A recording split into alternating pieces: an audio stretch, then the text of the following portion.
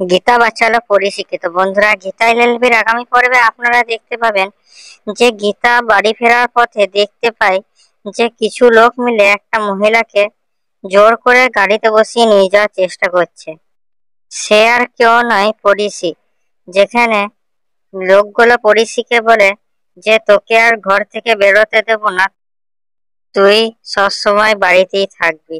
গীতা তাদেরকে দেখে কি চলছে জিজ্ঞেস করলে তারা বলে আপনি নিজের চরকায় তেল দিন। যেখানে গীতা বলে যে এখানে আমি দেখতে পাচ্ছি কিছু লোক মিলে একটা মহিলাকে জুলুম করছে।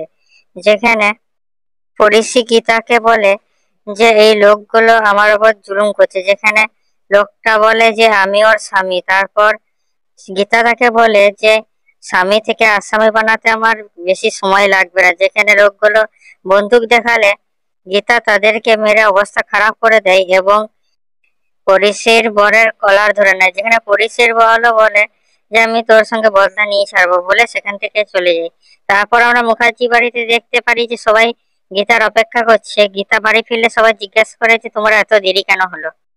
তারপর গীতা খুলে সবকিছু পরিবারকে বলে এবং এটাও বলে যে সেই মহিলাটিকে সে তার সঙ্গে এনেছে। তখন পরিবারের সবাই বলে এরকম এক অচেনা মহিলাকে বাড়িতে আনা উচিত হয়নি। তারপর গীতা বলে যে আমার কাছে আর কোনো উপায় ছিল না বলে মহিলাটাকে আনলে পরিবারের সবাই চিনে যায় সে পরিশি। কিন্তু তারা গীতাকে কিছু বললো না। যেখানে গীতা তাকে জিজ্ঞেস করে যে কি জন্য সেই লোকগুলো তোমাকে তুলে নিয়ে যাচ্ছিল। তখন পরিশি বলে যে আমি থানাতে সবকিছু বলবো। তখন গীতা বলে আমি একজন অ্যাডভোকেট, তুমি ভয় পেও না।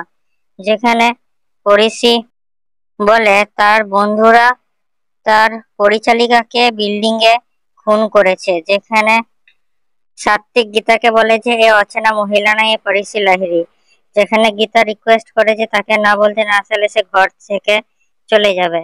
যেখানে গীতা তাকে প্রতিশ্রুতি দেয় যে সে তার সাহায্য করবে। তারপরে আমরা দেখতে পাই যে পরিশির বরের বোন তাকে ফোন করেছে এবং তাকে ধমক দেয় এবং বলে যে বছর রাতে তুমি কোথায় আছো। যেখানে পরিশি বলে যে মিনুকে খুন করে দেওয়া হয়েছে, আমি নিজে কানে শুনেছি।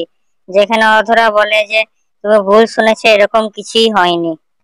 যেখানে পরিশি বলে না, আপনারা মিথ্যে কথা বলছেন, আমি জানি যে অধ্যয়ন ও তার বন্ধুরা ওর সঙ্গে খারাপ কাজ করেছে এবং তাকে মেরে দিয়েছে। যেখানে অধরা তাকে ধমক দেওয়ার চেষ্টা করলে পরিশির কাছ থেকে গীতা ফোনটা নিয়ে তাকে বলে যে আমি জানি যে মিনুর খুন হয়েছে। যেখানে অধরা বলে যে আপনি ওকে বাড়ি ফিরিয়ে দিন, আমার পাওয়ার সম্পর্কে আপনার ধারণা নেই। যেখানে গীতাও বলে যে আপনি মুখ সামলে কথা বলুন, আমি কে আপনি চিনেন না। যেখানে অধ্যয়ন ফোনটা নিয়ে গীতাকে বলে যে আজ রাতের মধ্যে যদি ঋষি বাড়ি না ফিরেছে তাহলে আপনার সঙ্গে কি হবে আপনি জানেন না। যেখানে গীতা বলে যে কাল সকাল হতে দিন, তারপর আপনাদের আমি কি দশা করি আপনারা দেখতে পাবেন।